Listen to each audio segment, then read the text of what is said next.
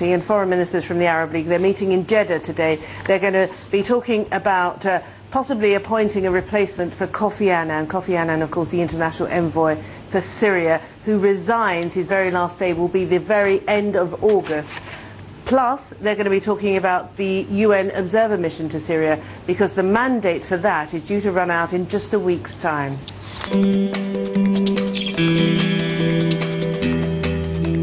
The ongoing fighting in Syria's largest city of Aleppo has brought claim and counterclaim about who is gaining the upper hand.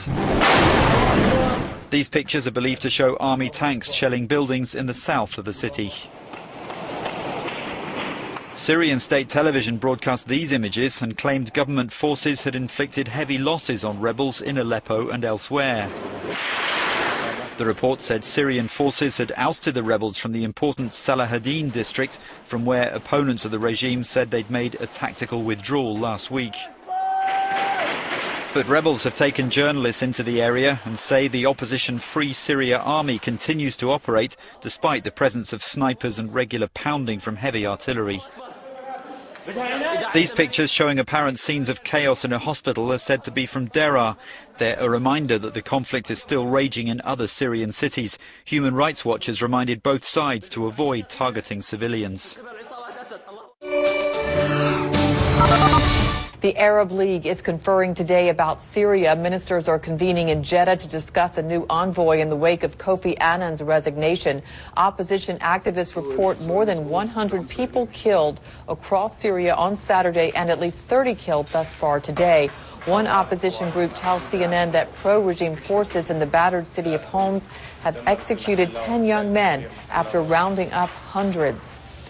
America's top diplomat says U.S. and Turkish officials have agreed to increase their support for the Syrian opposition. At a conference in Turkey, Secretary of State Hillary Clinton said they've also agreed to plan for worst-case outcomes, including a chemical weapons attack.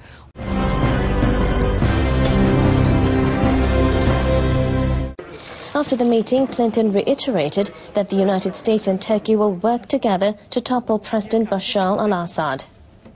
Clinton responded cautiously to a question about imposing a no-fly zone. She said it's a possibility, but it needs intense analysis and operational planning. The two countries also agreed to boost assistance for Syrian refugees who've been pouring across the border into Turkey. The U.S. plus some Western and Persian Gulf countries is stepping up moves to oust the Assad government. International efforts have failed to produce tangible results in resolving the Syrian conflict.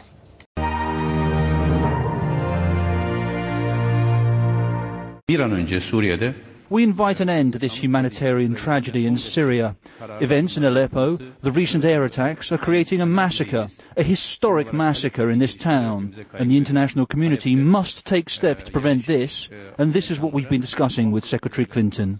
Both the minister and I saw eye to eye on the many tasks that are ahead of us and the kinds of contingencies that we have to plan for, including in the horrible event that chemical weapons were used, and everyone has made it clear to the Syrian regime that's a red line for the world.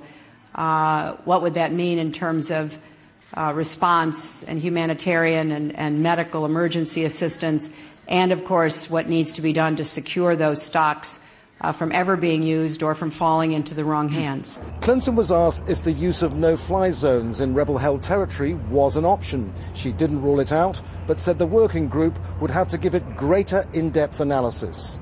But even if there was a political will on the part of the US, China and Russia would resist it at the UN.